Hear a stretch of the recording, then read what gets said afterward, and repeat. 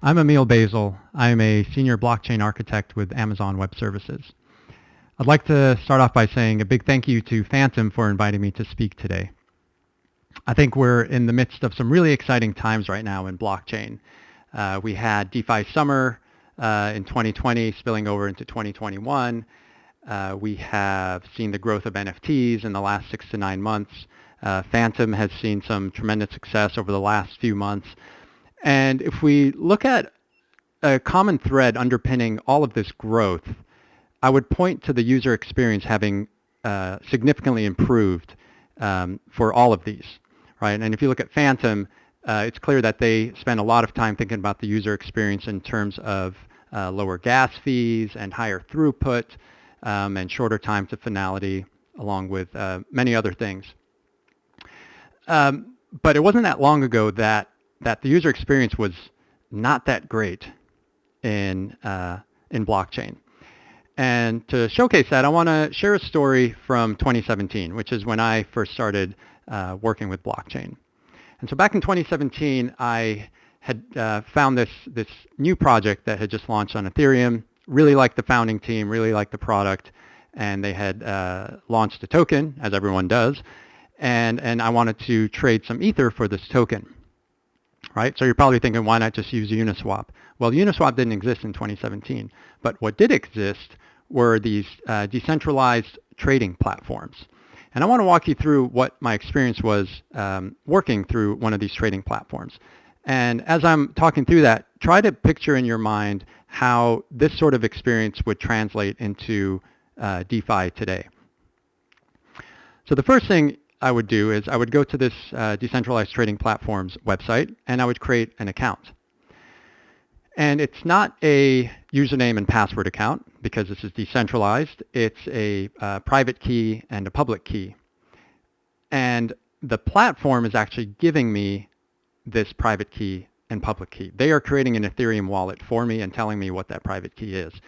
And what's the first thing everyone learns when they first start using crypto is never share your private key. Well, in this case, someone was giving me the private key, but I trusted the platform and said, I'm going to go ahead and do that. So that was step one, was creating a platform account, which is my Ethereum wallet. The next step is I need to move some Ether from my personal wallet to this trading platform account. So that's another Ethereum transaction. Now, the trading actually happens inside of a smart contract that is owned by the trading platform. And so there is another step needed to actually move the Ether from my trading platform wallet to their trading platform smart contract.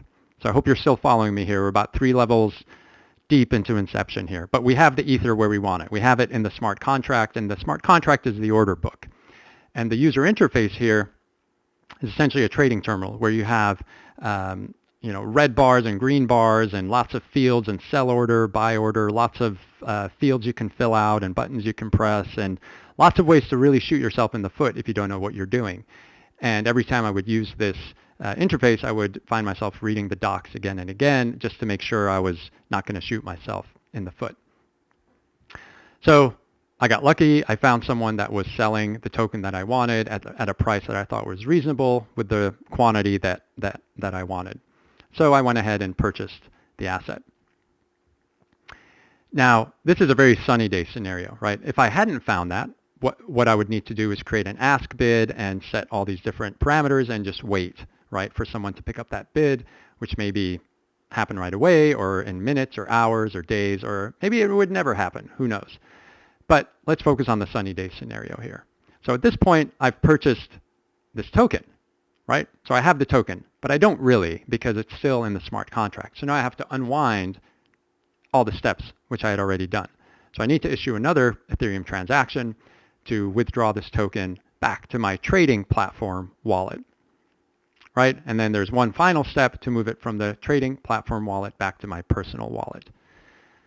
So all of those steps to trade a single token. Now, imagine if this was still the user experience for trading assets that were not listed on Coinbase. And I should have mentioned this at the top. The reason I had to go through this process was because this token was not listed on Coinbase or any other centralized exchange. And so your only option was to use a trading platform like this. And so if we had this experience today, would we have had the growth in DeFi that we had in the last 18 months? Absolutely not.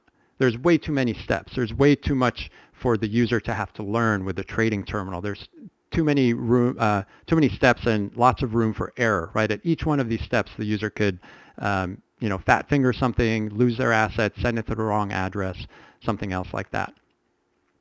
But these are the sort of darker days of 2017 user experience. And we've come a long way since then, right? And there's a couple of areas I want to point out in terms of DeFi that have really helped push things forward.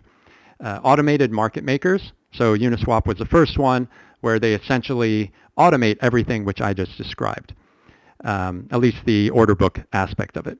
And they enable anyone to create any trading pair, right? And they enable anyone to provide liquidity, and they incentivize that as well. So that really changed the entire dynamic for how to trade assets. And the other area is in wallets, right? So in 2017, MetaMask was around and had a browser extension. They still have a browser extension, and they've iterated significantly on that. And they also have a mobile wallet, right? Like back in 2017, you could only do the steps that I talked about on a desktop, right? But now there are several mobile wallets that have very rich interfaces where you can trade assets, you can view your NFTs. There are web aggregator dashboards where you can see all of your digital assets all at once. So the level of user experience and the user interface has improved significantly. And where has that brought us? This is a chart I got from Etherscan, and it shows a number of unique Ethereum addresses. And the takeaway from this chart is there is a 10x increase from exactly 4 years ago, October 2017 to October 2021. And on the very right, you have about 175 million addresses. And as we all know, each user can have multiple addresses. So it's not really a clear indicator of number of users. But the main takeaway here and the main signal is that we're heading in the right direction, right? A 10x increase is massive. But we're going to need several 10x increases to get to 1 billion users on blockchain. But the thing to keep in mind is that we are the early users, right? So we are very comfortable with private keys and hashes and gas prices and understanding what a nonce is and things like that. And one of the encouraging things really of the NFT boom has been how it's really ushered in a whole new crowd of non-crypto native users, right? Which tells me that the user experience has improved enough that people are willing to put in the effort to understand how to work with blockchain so that they can obtain these assets. But we're still a ways away from folks like my parents being able to be comfortable enough to buy an asset and stake it and earn interest and take it out and loan it and all this other stuff. And it's not because they're not tech savvy. My mom's probably sold more items on eBay than everyone at this conference combined, but it's because the user experience of blockchain is so different from everything that most users are used to using. And user experience touches on many different areas, right? There's the sort of layer one aspect where we get into, transaction confirmation times and gas prices and things like that. Kind of moving a bit higher up the stack, you have things like, wallets and, automated market makers, things that run on the contracts themselves. But when we start talking about application level things, there's almost an infinite number of areas where we can look at improving user experience, especially on applications which we're deploying for our own users, right? And that's what I want to touch on a bit here shortly is what are some of the things we can think about as we're building our applications to really help our users, right? If we're building a marketplace, how can we make that searching capability as powerful and fluid as it is searching for items in an e-commerce site, right?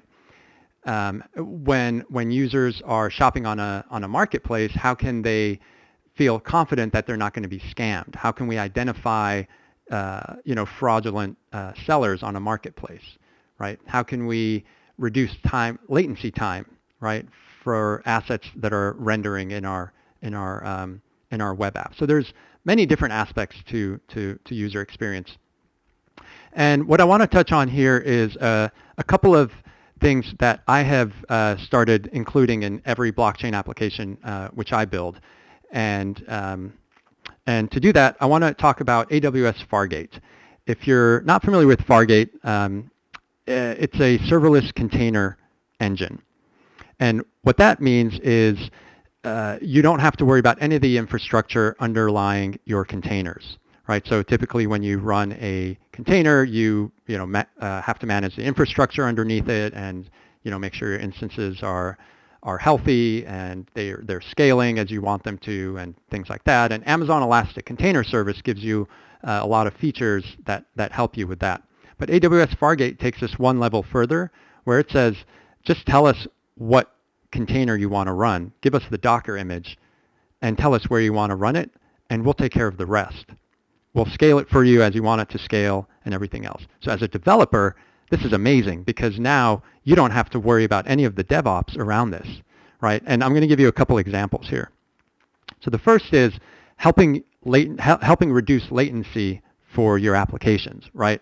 So if you're using IPFS for storage, you can deploy your own IPFS gateway with a CloudFormation template and a Docker file that says deploy this IPFS gateway in this availability zone because that's where I have a lot of my users. Make their experience really great. And you can extend that one step further and actually back your IPFS data with Amazon S3. So now you're getting advantage of 11 nines of durability, so you don't have to worry about your files being lost once you've uploaded them to IPFS. And you can deploy all of this with just a CloudFormation template and a Docker file and give your users really good experience in terms of low latency for your applications. The next example I want to give is with the Graph node. So developers here are probably very familiar with Graph. It's a GraphQL API that lets you query your smart contracts in however you define it, right? So smart contracts are not really great for complex queries, so Graph node helps solve that problem.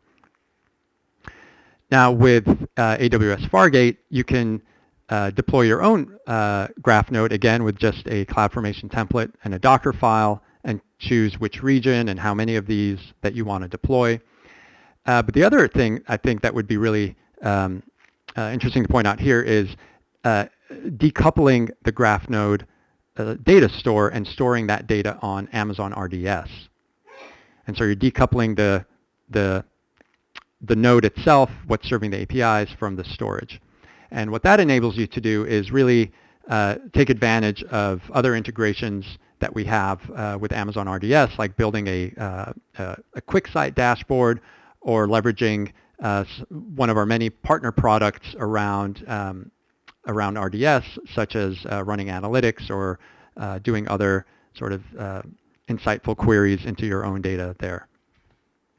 So these are a couple of examples, more just to kind of get you started thinking around sort of how easy it can be to deploy additional services that could really have a profound impact on the user experience for your application.